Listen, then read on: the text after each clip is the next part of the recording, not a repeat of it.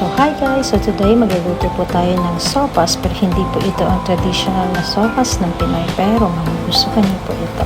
Ayan po, ginisa ko lang po ang chicken fillet, hinaluan ko na rin po ng carrots, at ganun din po hinalo ko na po ang corn at ang kalabasa.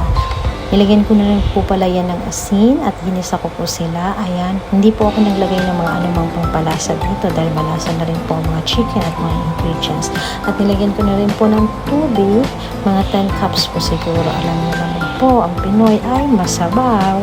So ayan, pakuluin lang po natin hanggang lumambot po yung mga ingredients. At pag malambot na po, ihalo na po natin ang ating spinach. At ilagay na po natin ang gatas na nagpapasarap sa ating sopas. At ayan na po siya. Ihalo-halo na lang po natin at ilagay na po natin siya sa ating pasta.